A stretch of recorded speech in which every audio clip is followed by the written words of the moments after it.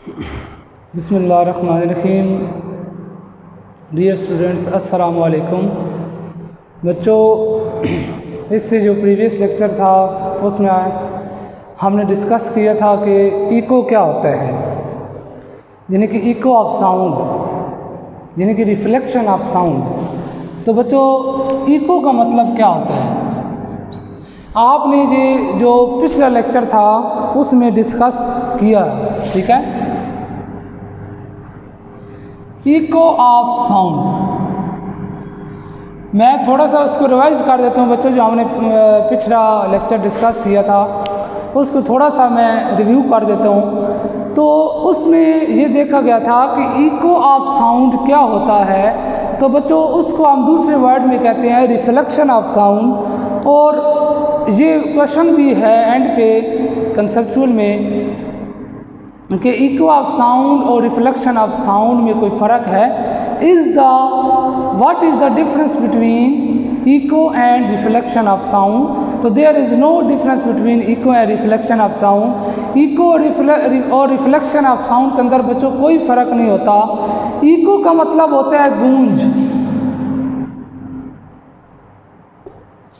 गूंज क्या होती है? तो बच्चों देखिए, जब एक खाली रूम आप देख लें, जब नए नए मकान बनता है या खाली रूम होता है, उसके अंदर जब आप बोलते हैं तो आपकी आवाज़ आपको दोबारा सुनाई देती है। तो वो क्या होता है कि वो रिफ्लेक्शन हो रही होती है। वो आपकी साउंड, आपको जो आवाज़ है वो दीवार से टकराती है, टकरा के उसी मीडियम में वापस आ जाती है। तो ज़ाहिर है ये आपने पढ़ा भी है कि जब साउंड या कोई वेव एक मीडियम की सतह से टकराती है और उसी मीडियम में वापस आ जाती है तो उसको हम कहते हैं रिफ्लेक्शन।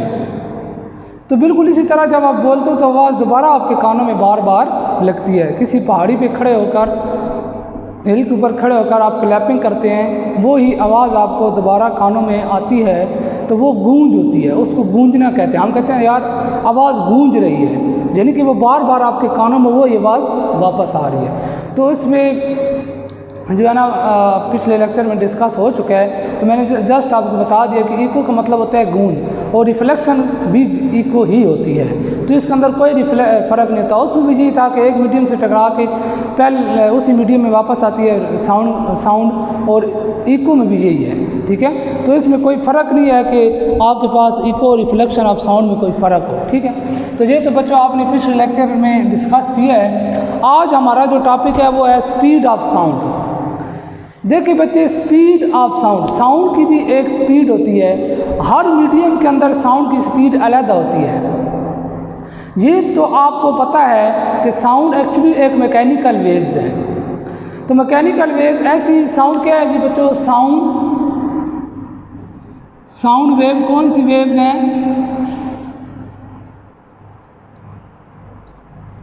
मैकेनिकल वेव्स हैं। तो मैकेनिकल वेव्स कौन सी होती हैं?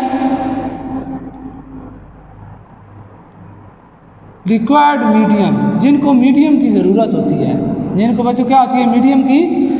तो साउंड वेव ऐसी वेव्स होती हैं जिनको मीडियम की ज़रूरत होती है। इसका मतलब है साउंड को ट्रांसफ़र होने के लिए किसी मीडियम की ज़रूरत होगी। अगर मीडियम होगा तो साउंड ट्रांसफ़र होगा, अगर मीडियम नहीं है तो साउंड ट्रांसफ़र नहीं हो सकता, ठीक है बच्चों। तो अब मुख्तलिफ मीडियम होते हैं, वो हम आगे डिस्कस करते हैं। जिस तरह के आप देखें, आपके पास वैक्यूम है, तो वैक्यूम भी तो एक मीडियम है ना। तो बच्चों ये बात याद रखना कि साउंड को मीडियम की ज़रूरत होती है, तो वैक्यूम के अंदर कोई मीडियम नहीं होता। इसलिए आपके पास जो साउंड वेव्स होती हैं, sound wave do not pass through vacuum,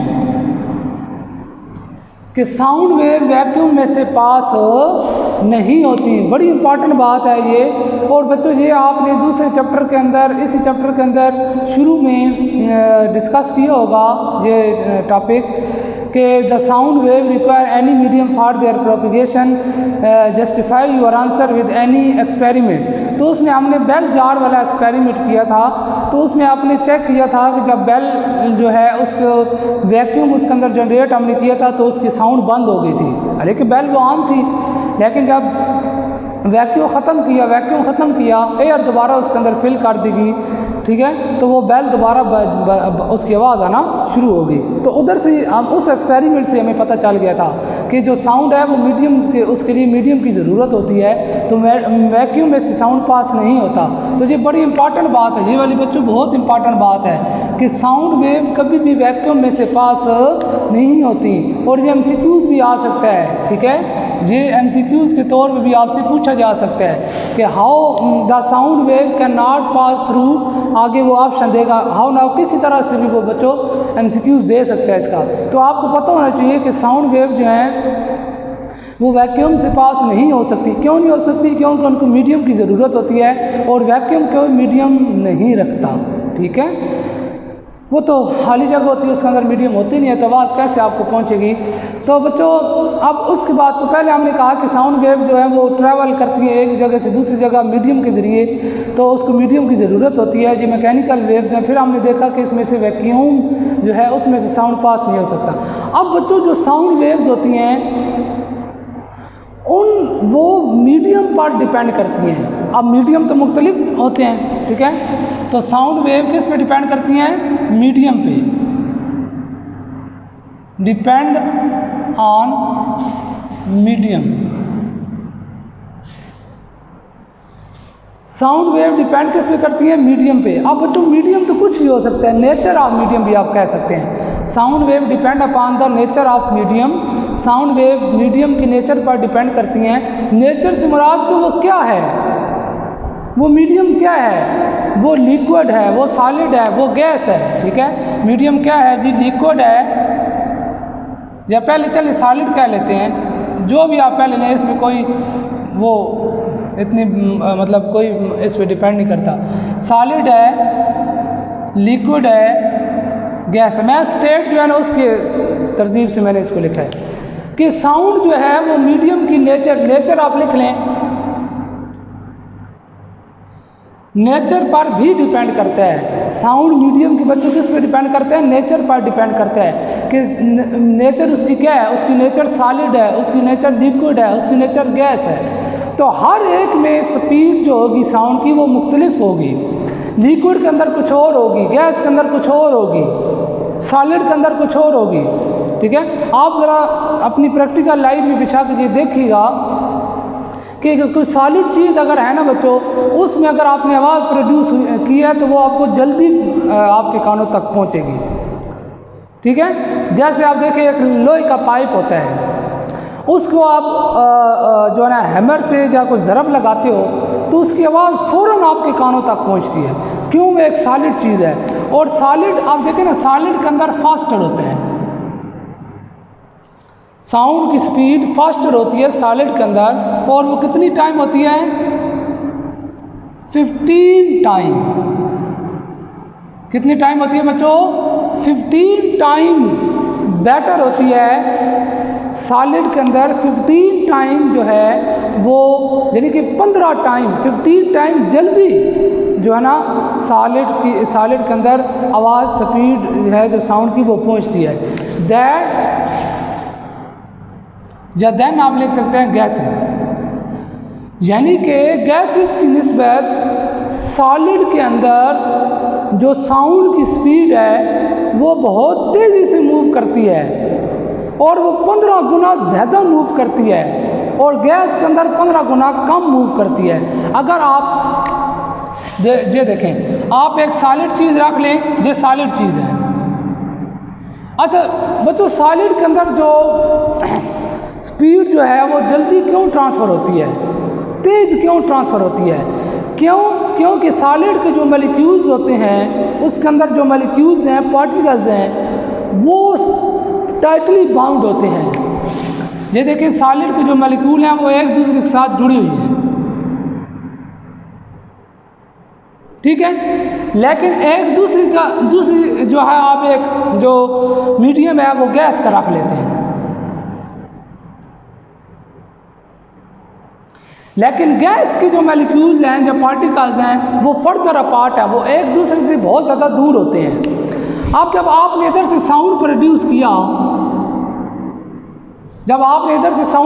किया, तो बच्चों ये इसको देगा जिसको तो जल्दी ट्रांसफ़र हो जाएगा साउंड, तो साउंड वेव क्या होंगी, जल्दी ट्रांसफ़र होंगी। लेकिन जब आपने गैस के ऊपर साउंड प्रोड्यूस किया तो वो पहले इसको मिलेगा, फिर इधर से जाता इसको मिलेगा, फिर तब हमें जाके वो मिले, यानी कि इसके अंदर आप स्पीड जो है साउंड की वो क्या हो गई है, स्लो हो गया है। इधर तो देखो वो टाइटली बाउंड थे, इस वजह से एक मिली दूसरे की, देखना इधर तक पहुंचने तक, यानी कि इधर से इधर तक जाने तक, जब पहुंचने तक इसकी जो साउंड है वो ट्रांसफ़र भी हो गई है। ये अभी तक इधर पहुंची नहीं है, लेकिन ये पहले ही पहुंच गई है एंड तक। क्यों? क्योंकि इसके मॉलिक्यूल जो थे वो टाइटली बाउंड थे, पार्टिकल टाइटली बाउंड होते हैं सॉलिड के अंदर। इसलिए हम कहते हैं कि सॉलिड के अंदर 15 गुना ज़्यादा तेज़ होती है स्पीड ऑफ साउंड, किसकी निस्बत, गैसेस की निस्बत। इसका मतलब है कि सॉलिड के अंदर जल्दी साउंड ऑफ वेव्स ट्रैवल करती हैं। तो ये मीडियम था, तो मीडियम पे डिपेंड करती है ना बच्चों, कितना फ़र्क पड़ा है। जब सॉलिड थी तो तेज़ी से साउंड स्पीड जो है ना साउंड ट्रांसफ़र हुआ है, जब गैस आई है तो वो स्लो हो गया। अब इसी तरह, यानी कि मैं इसको लिख देता हूँ,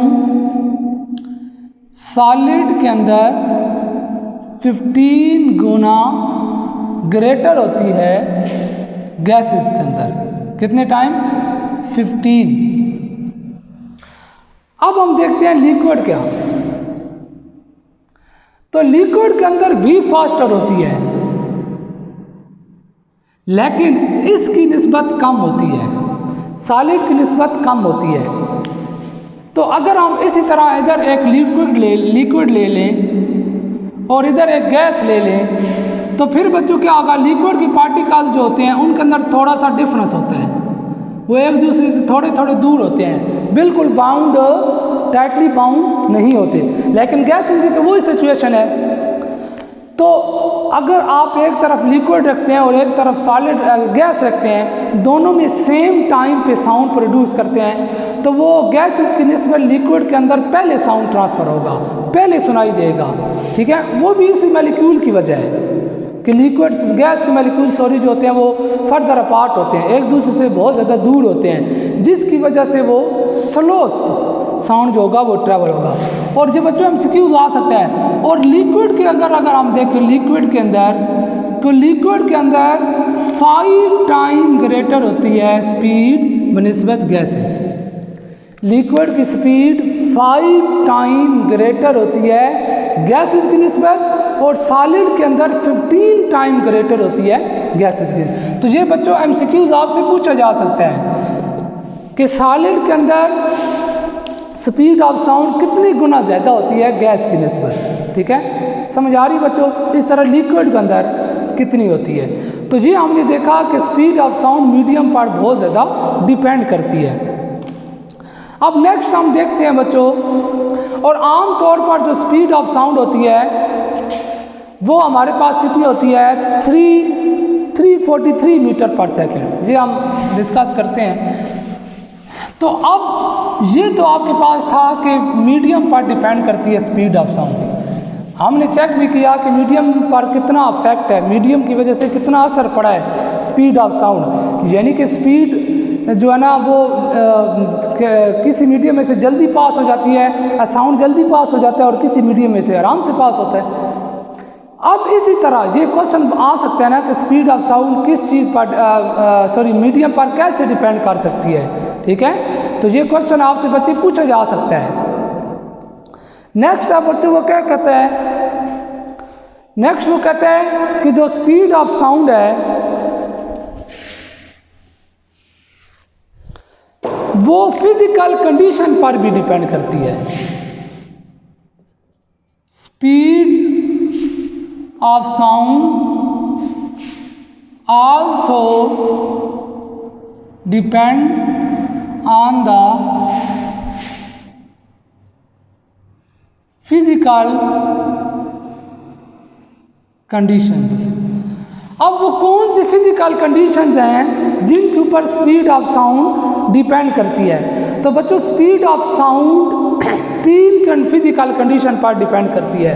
कितनी फिजिकल कंडीशन पर डिपेंड करती है? ये अलग से क्वेश्चन बन सकता है। On what physical the speed of sound are depend on what physical condition या which physical condition are required for speed of sound. तो स्पीड ऑफ साउंड कौन सी फिजिकल कंडीशन पर डिपेंड करता है? सबसे पहले जो फिजिकल कंडीशन है वो है टेम्परेचर।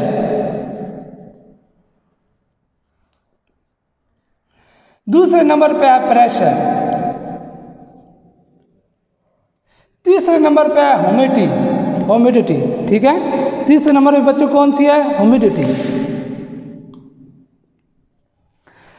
इसका मतलब है कि साउंड जो स्पीड ऑफ साउंड है वो फिजिकल कंडीशन पर भी डिपेंड करती है। और वो फिजिकल कंडीशन कौन कौन सी हैं? वो फिजिकल कंडीशन 3 किस्म की हैं। पहली है टेम्परेचर, सेकंड नंबर पे है प्रेशर, थर्ड नंबर पे है ह्यूमिडिटी। टेम्परेचर बढ़ाने से भी स्पीड ऑफ साउंड वेरी करती है। टेम्परेचर और प्रेशर को वेरी करने से भी स्पीड ऑफ साउंड क्या होती है? वेरी करती है, यानी कि चेंज होती है। इसी तरह ह्यूमिडिटी का मतलब होता है नमी। नमी जिधर होती है उधर भी स्पीड ऑफ साउंड का बहुत ज़्यादा अफेक्ट बढ़ता है। ठीक है बच्चों, समझ आ रही बात? कौन कौन सी 3 फिजिकल कंडीशन है स्पीड ऑफ साउंड के लिए? Temperature, humidity, pressure. तो बच्चों टेम्परेचर और प्रेशर टेम्परेचर और ह्यूमिडिटी अगर ये वेरी करती हैं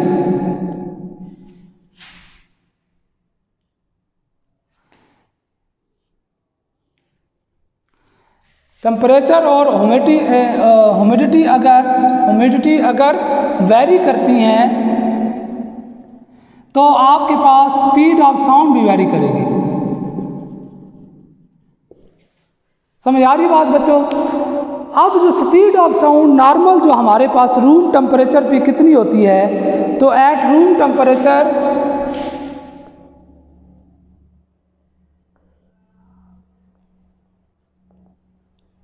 स्पीड ऑफ साउंड 334। ठीक है, कितनी होती है बच्चों? 343 मीटर पर सेकंड होती है। ये बच्चों बड़ा इंपॉर्टेंट एमसीक्यूज है कि speed of sound room temperature पे कितनी होती है? तो स्पीड ऑफ साउंड बच्चों रूम टेम्परेचर के ऊपर 343 मीटर पर सेकंड होती है। तो इसका मतलब है रूम टेम्परेचर, ये रूम टेम्परेचर कितनी होती है। अब बच्चे आप कहेंगे कि कैसे टेम्परेचर पर डिपेंड करती है? तो अगर आप बुक के अंदर देखेंगे इस टॉपिक के साथ एक टेबल दे दिया गया है, ठीक है, और वो टेबल है 11.2, टेबल नंबर 11.2। इसके अंदर बच्चों मुख्तलिफ आपको स्पीड ऑफ साउंड की वैल्यू दे दी गई है, हर एक मीडियम के अंदर दे दी गई है और साथ टेम्परेचर भी मेंशन किया गया है। इतनी टेम्परेचर पे इतनी होगी। फॉर एग्जांपल मेरे पास अब लिखा हुआ है कि स्पीड ऑफ साउंड एयर के अंदर, ठीक है, एयर के अंदर, हवा के अंदर जब 100 डिग्री टेम्परेचर होगा तो वो कितनी होगी? ये मैं वैसे एक आपको बता रहा हूँ, तो वो आपके पास होगी 383 मीटर पर सेकंड। इस तरह हर एक मीडियम के अंदर दे दी गई है। वो पूरा बच्चों टेबल आपने तैयार करना है। तो मैंने एक एग्जांपल दी थी कि रूम टेम्परेचर पे कितनी थी। हालांकि speed of sound in air, ये एयर के अंदर है, एयर के अंदर है, लेकिन किस पे है? रूम टेम्परेचर पे। किस टेम्परेचर पे है? रूम टेम्परेचर पे है, एयर के अंदर, लेकिन रूम टेम्परेचर है तो वैल्यू है 343। फिर एयर के अंदर ही है लेकिन टेम्परेचर चेंज हुआ तो फिर उसकी वैल्यू क्या हो गई है? बढ़ गई है। इसका मतलब है टेम्परेचर बढ़ाने से आपके पास स्पीड ऑफ साउंड भी क्या हो जाएगी? बढ़ जाएगी। वैल्यू से अंदाज़ा लगा दें।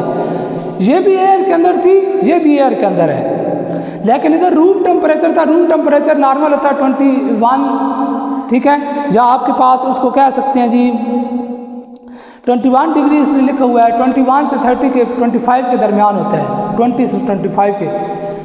तो रूम ये भी एयर थी, ये भी एयर थी, लेकिन टेम्परेचर चेंज है। इधर टेम्परेचर रूम टेम्परेचर था 21 डिग्री, तो इसकी वैल्यू इतनी हो गई है। लेकिन जैसे ही हमने टेम्परेचर चेंज किया 100 डिग्री, तो इसकी वैल्यू भी क्या हो गई है, चेंज हो गई है। इधर 343 थी, इधर 386 है। इसका मतलब है कि टेम्परेचर वेरी करने से स्पीड ऑफ साउंड भी क्या हो जाती है, वेरी हो जाती है, यानी कि बढ़ जाती है। और ये मैंने आपको इसके एग्जांपल सामने बता दिए, ठीक है बच्चों। इसी तरह ह्यूमिडिटी और प्रेशर का भी इसी तरह रिलेशन है, ठीक है। तो वो इस हमारी बुक में उसने डिटेल में प्रेशर उसको नहीं डिस्कस किया, सिर्फ टेम्परेचर के लिहाज से डिस्कस किए हुए है। तो बच्चों ये वाला जो टेबल है 11.2, ये बहुत इंपॉर्टेंट है। इसमें से एमसीक्यूज आता है, ये मैं बता रहा हूँ, बोर्ड के पेपर के अंदर इसमें से एमसीक्यूज आता है। आप इसके ऊपर बेशक टिक करके एमसीक्यूज लिख लें। ये बच्चों आप साथ मेंशन कर लिए करें जब आप अपनी तैयारी करते हैं, तो उसके अंदर फिर आपको निशान लगा होता है, समझ आ जाती है कि ये चीज़ इंपॉर्टेंट है, वो मेंशन होती है। तो इस टेबल के अंदर जितनी भी आपकी बुक के अंदर टेबल्स हैं इस तरह के, हर टॉपिक के साथ भी आते हैं, तो उसको आप मेंशन करें। उसमें से एमसीक्यूज बन सकते हैं, ज़रूरी नहीं है कि एक्सरसाइज वाले एमसीक्यूज दे बोर्ड वाला, ठीक है। तो ये आपके पास मतलब था कि ये फिजिकल कंडीशन कौन कौन सी होती हैं जिन पे sound, speed of sound depend करती है। अब हम देखते हैं कि स्पीड ऑफ साउंड हम कैसे निकालते हैं।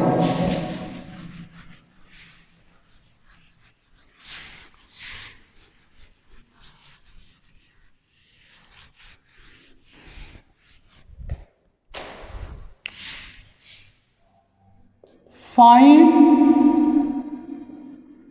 Speed of sound. तो स्पीड ऑफ साउंड की 2 मेथड है। स्पीड ऑफ साउंड के बच्चों 2 मेथड हैं। कितनी मेथड हैं?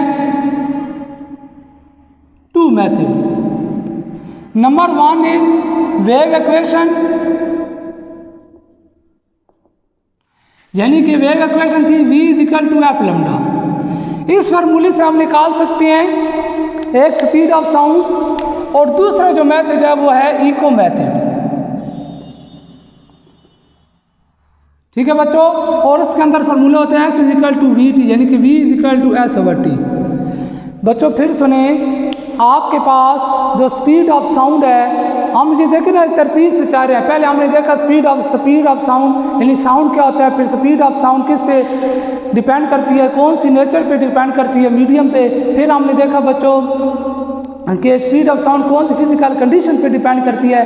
अब हम देखेंगे कि स्पीड ऑफ साउंड फाइंड कैसे की जा सकती है। तो स्पीड ऑफ साउंड आपके पास बच्चों 2 मेथड से फाइंड की जा सकती है। पहला मेथड आपके पास क्या है, वेव इक्वेशन, जो हमने पीछे प्रूव भी की थी, general wave equation v equal to F lambda, उससे हम निकाल सकते हैं स्पीड ऑफ साउंड। और दूसरा जो मेथड है वो है इको मेथड, ठीक है। यानी कि इको मेथड के अंदर बच्चों फार्मूला लगता है s equal to V T. अब बच्चों देखो, जो हमारे पास वेव इक्वेशन वाला मेथड है वो क्या है, वेव इक्वेशन पहला मेथड।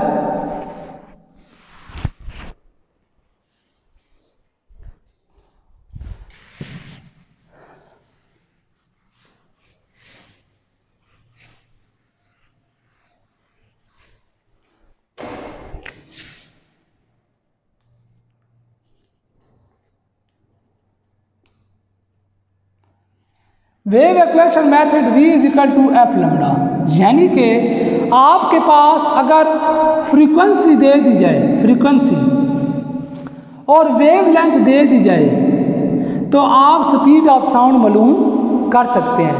यानी कि अगर आपको एक स्पीड, कोई लाइट है, कोई भी ऐसी चीज़ है जिसकी आपको फ्रीक्वेंसी दे दी जाती है, कितनी फ्रीक्वेंसी का साउंड है और उसकी वेव लेंथ इतनी है, बताएं उसकी स्पीड ऑफ साउंड कितनी होगी, तो आप इससे ज़रिए निकाल सकते हैं, सिंपल, ठीक है। कौन सा रिलेशन है, velocity, frequency and wave length, इन तीनों का रिलेशन है। जिस तरह बच्चों उसने एग्जांपल दी है, example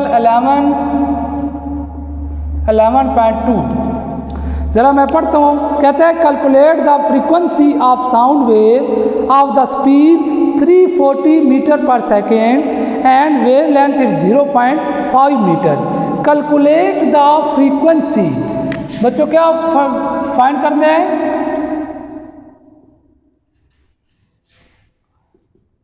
F.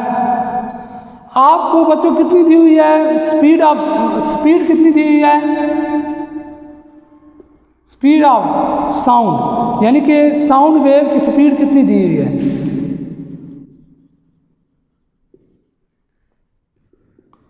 340 metre per second. और उसके बाद वो कहते हैं कि wave length lambda,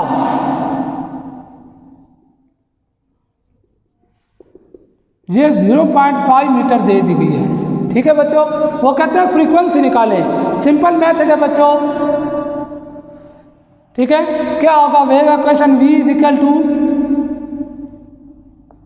F lambda, और हमें क्या चाहिए? फ्रीक्वेंसी चाहिए ना, तो V over lambda is equal to F. यानी कि मैं इसको तरतीब से अरेंज करके लिखूँ तो V lambda is equal to F is equal to V over lambda. तो V 340 है मीटर पर सेकेंड, और लैम्डा कितना है? 0.5 मीटर। ये मीटर से कट जाएगा।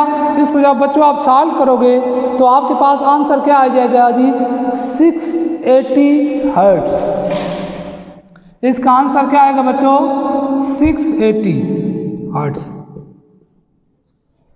ठीक है, तो हमारे पास ये वेव इक्वेशन का फार्मूला है। वेव इक्वेशन है जिसके जरिए हम स्पीड ऑफ साउंड मालूम कर सकते हैं। उसने बच्चों इधर फ्रीक्वेंसी कहा है कि मालूम करें। अगर वो स्पीड ऑफ साउंड कहता तो उधर फ्रीक्वेंसी की वैल्यू दी होती, इधर फ्रीक्वेंसी की वैल्यू दी होती, और साथ लैम्डा की ये नहीं दी होती, तो ये सिंपल फार्मूला लगता, हल हो जाता। तो ये बच्चों हमारे पास मेथड है स्पीड ऑफ साउंड को मालूम करने का।